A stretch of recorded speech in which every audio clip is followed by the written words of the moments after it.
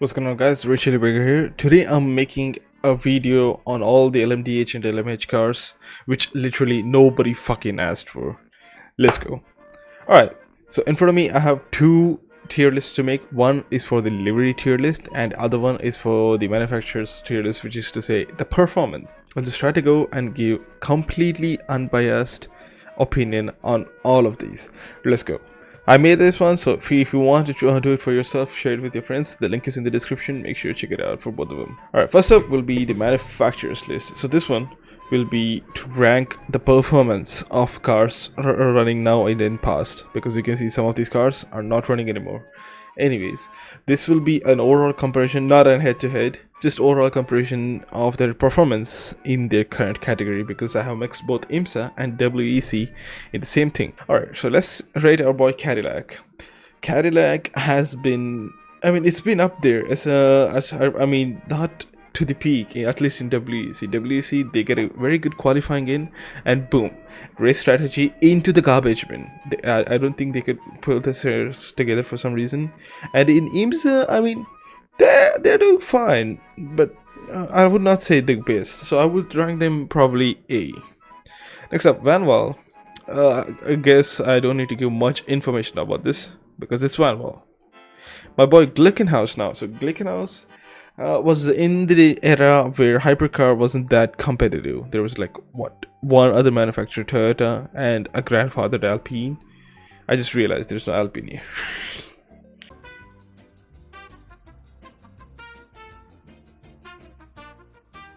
Okay, back from that minor hiccup where I forgot to add Alpine. Obviously I'll forget because they're trash. Just kidding. Anyways, let's follow it up the next video. As I was saying, Glickenhaus was in an era where hypercar wasn't that competitive, so it's hard to really judge where they would stand in the current grid. But you know what, I'll just give them the benefit of the doubt and just put them in bottom B tier. Next up, Porsche Penske, or just Porsche 963. This has been dominant across both of the series, both in IMSA and in WEC. And I felt this is a really strong competitor now. Starting off slow, they really gotten up there among the top competitors now. So I think it's without a doubt an S choice, or S tier. My bad. Isotta Franschini. While I love the enthusiasm shown by the Isotta garage,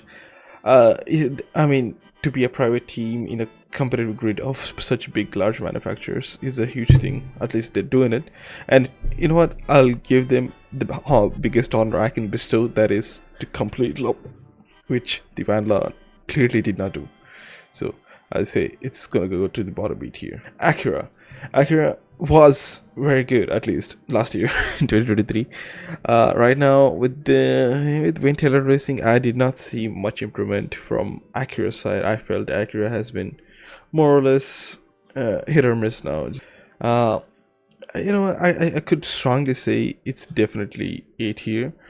It has its ups and downs. They have great qualifying pace. It's just that their strategy and a lot of bad luck fucks them up a bunch. BMW. Where can I place BMW? BMW, well, they had their podium, they had the win in the Watkins Glen, but that was last year at least. This year, I don't think they have any notable achievements under the name, apart from being first in the qualifying, not with the hyperbole, but just the qualifying of Le Mans. But still, I would, the car has more downs than up. I hate to say it, but the car looks fine and everything, but it's just not there yet in terms of performance. So I think it also goes to B tier, sadly. Or you know what, I might change it up to A tier later, but that's what it feels now. Next up, Ferrari 499P. They have great shit going in only in Le Mans for some reason. As much of a Ferrari fan, like enjoyer, I just don't like the fact that they're utterly garbage when it comes to any other circuit apart from Le Mans. It's just that it's either bad luck or just clearly lack of pace to compete in the top rows, especially in the recent 6 hours of Sao Paulo. Nowhere near the top. They were there apart from few penalties here and there. Then again, it's just like hit or miss when it comes to any other circuit apart from Le Mans. So I would say it's just gonna be bottom S or top 8 here for now. Next up, Aston Martin Valkyrie. We don't know much about it right now, but I'm waiting for that retail to show up. So I'll just put in the question mark here for now. Lamborghini. As a childhood Lamborghini fan, seeing Lamborghini sign up for this sports car program was actually a dream come true. And the car hypercar, which turned up to be the actual car, was more or less the car which I anticipated it to be. It defines, like, it shows what Lamborghini. But performance wise, I know Lamborghini doesn't have much of a racing pedigree. But I would like to say, still, as a Lamborghini fanboy for some insight, I feel the car definitely has great consistency. See, I didn't have much failures starting off, and they're doing okay. Like, I would not know, okay, it's a pretty they finished like P18 and shit. But at least they're not suffering from majors, like mechanical failures. So I think it's a great step for them to start growing up from here. I would like to see them fight in the top dogs sometime, along with the BMW. Next up, Peugeot, man, this is like a roller coaster of emotions. This car, when this car performs, I just start screaming like a little girl. But the moment it's on the fucking, it's in the race, it's just all downhill. It's just like a French moment. Not to hate any on French, but it just got into that. Unfortunately, I would say Peugeot. Even with the winged version, I love the wingless version, man. But they have to get in there somehow. Their performance in Qatar was absolutely astonishing, only if it weren't for the last second lap failure. It was painful to watch, not gonna lie.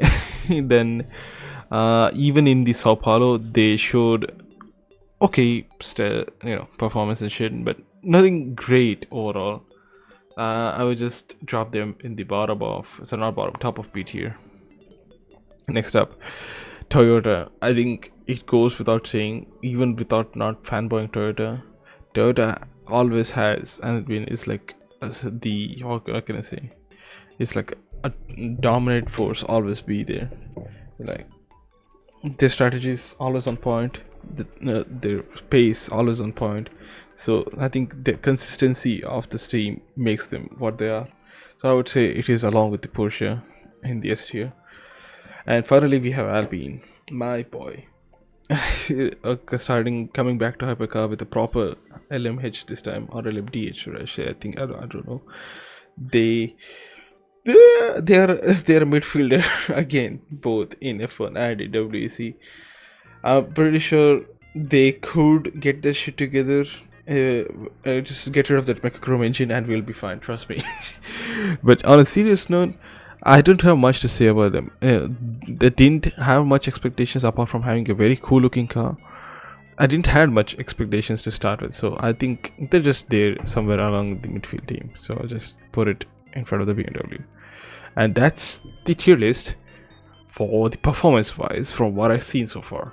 Next up, we have the livery competition, because as I said, sports car racing has one of the best liveries among any motorsports, hands down. So let's just go through all of them. Initially, as you can see, I have Aston Martin Valkyrie, but in two different liveries. One of them is the British Racing Green, and the other one is the Heart of Racing, the team which will be running the Valkyrie. Nobody's sure what color scheme they're gonna stick with, but as of now, if I were to rate this as it is, I'm a British Racing Green, it can never go wrong. Definitely it here. And Heart of Racing team, I mean, it's okay. Not the best, B tier. Next one, we have the classic Porsche 9X8 wingless version, Mark 1.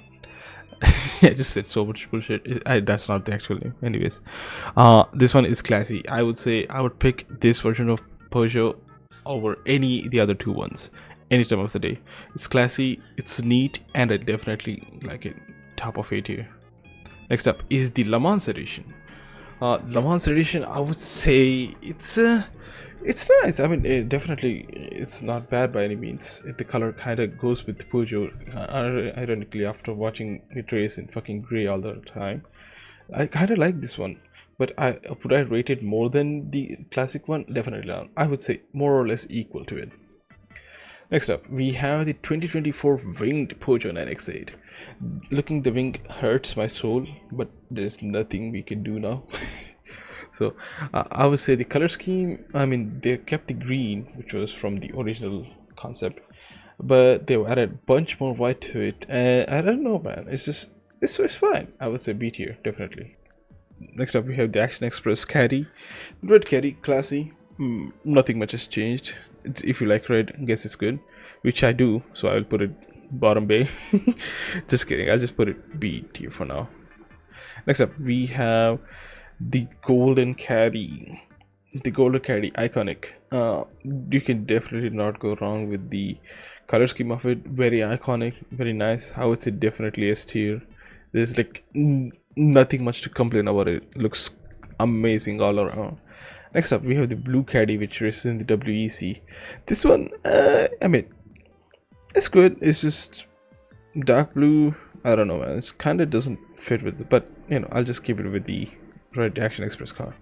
Next up, we have the 50th anniversary of Mobile One. I'm not sure how to pronounce that, but this was the 50th anniversary one, and this was a proper, and I mean, if the Golden Caddy already wasn't golden enough, they put even proper golden on it. This one definitely top of his tier. Next up, we have the Le Mans Edition Porsche. I mean, to begin with, let's just rank the regular Porsche first. The regular Porsche is okay. It's just white and red, which is just regular white and red, and there's nothing much to say about it. It's basic. And then we have the Le Mans Edition, which has the rainbow strip paint over it. Like, I'm pretty sure it is to support LGBTQ or something, which is fine, but you know, it's just still a regular Porsche just with the rainbow strip on it. I would say, is it worse than the regular one? No, I would say it's more or less the same one. Nothing much to say. Okay, next up, we have the first, I think this is the second variant. Yeah, this is 2024 first variant of the Fat Turbo Porsche of Proton. This one actually caught my eye. Definitely one of the better looking Porsches out there, which is like, which utilizes the classic colors of Porsche, which is red, black, and white. But very well executed with the Fat Turbo branding. So this one definitely goes in A tier. Next up, we have the JDC Miller from WEC. I mean, I have nothing much to say about this. It's just a yellow 963. I have nothing much to say about it. But is it bad? Nah, I would say it's just somewhere in C tier. Next up, we have the first variant, or the 2023 version of Proton Porsche. And this one was just white with just the name, with the tech written on it, with some red and blue strips on it. Is it any good? I mean, nah, it's just basic, sadly. I felt it was much basic. Next up, we have the 2024 Le Mans Proton Porsche, which with the regular Fat Turbo branding, they added green accents to match the old 962 Porsche. So this one, I would say, it's fine. It's definitely nice. But is it better than the first one? They have absolutely not. So I would say somewhere among in the B tier. Oh shit! What the frick? Okay, there we go. Next up, we have the Mustang sampling Porsche. This one, oh my god, I absolutely love the black with gold accents. This, or copper accents. I don't know how to describe this color, but this color actually goes hard. I shit you not. The car looks amazing. So this one definitely goes among the A tiers, hands down. Next up, we have the Hertz Gold Porsche. I mean, it looks fine. Nothing to brag about or just say anything much. I'd say it's a decent looking Porsche. Better than the default one, so definitely B tier. Next up, we have the blue variant of the Glickenhaus. This car, I mean, is it anything groundbreaking?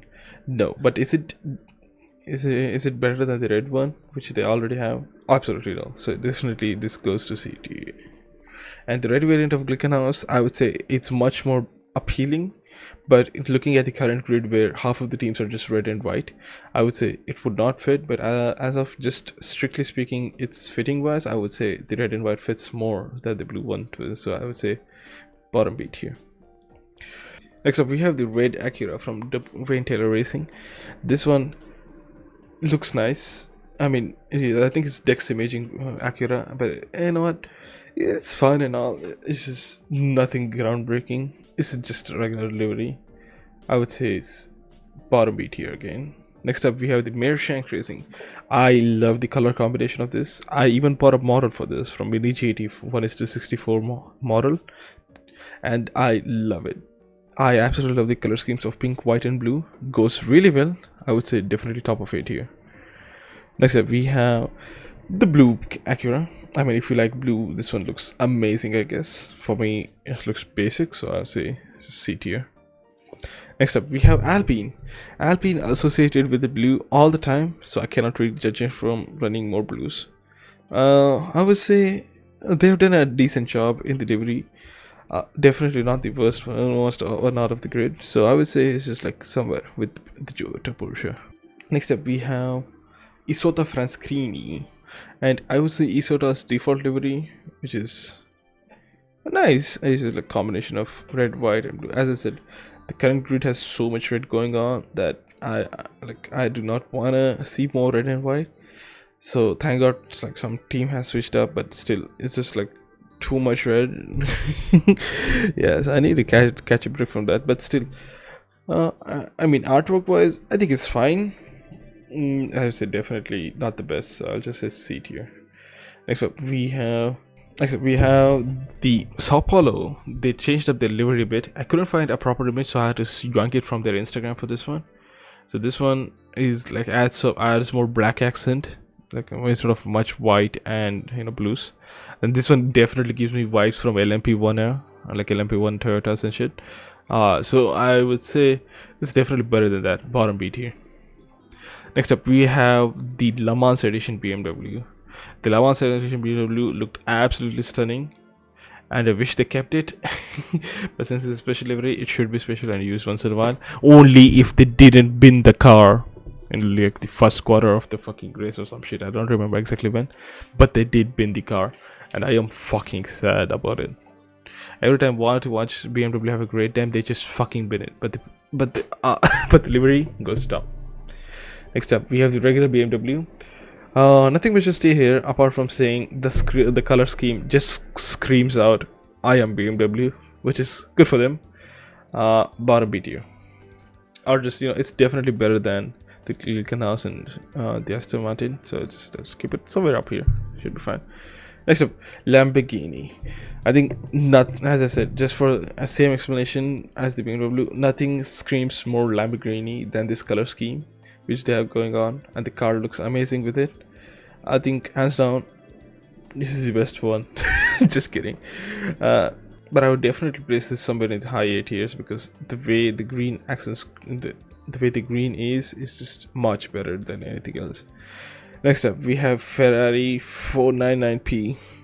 This one is a classic Ferrari. Nothing much to say. Red with some yellows goes fine. I would say it's a classic Ferrari, and it deserves a spot in top of 8 here. I said top. Just fuck off. Okay, there we go. Next up, we have the 49P, but just the EF Corsa version, which I like to call the Minion Ferrari, or the Banana Ferrari. Banana Ferrari goes much better. So the Banana Ferrari is, I would like to say, a breath of fresh air. So this one definitely beats the Ferrari logic of having so much red all over the place, with having more yellow this time. It's just like switching, just inverting the colors of the regular 49P. But would I actually prefer this more than the regular livery? Absolutely not. But is it good? Yes, definitely it's good. Next up, we have Van Wall. I mean, it's okay, I guess. I mean, I have nothing much to complain about. It's okay. Next up, finally, we have Toyotas. This is the new brand new 2024 all black livery. I think it's better than literally running their old livery, because it would have been absolutely fucking confusing the stream. And I'm like, is it a Toyota? Is it a Porsche? Is it a Glickenhaus? I know Glickenhaus is not there, but is it a fucking fat turbo Porsche? Is it a fucking red Cadillac? Oh, it's another fucking Toyota, isn't it? Anyways, since the grid has too much red, I think this going all black was a great idea. So literally makes them stand out and looks very aggressive than the old livery. Also definitely A tier. Next we have the old livery. And the old livery, they did have some variation with they put the sakura flowers, couldn't find the image much, but you know, it's just there. Uh, this one is okay. This is regular, I would say. I have nothing much to say about it. Just somewhere, you know, top CTR, I guess. There you go. That's the livery one there. That's all I have to share from this video. Like, share, subscribe, and try it for yourself.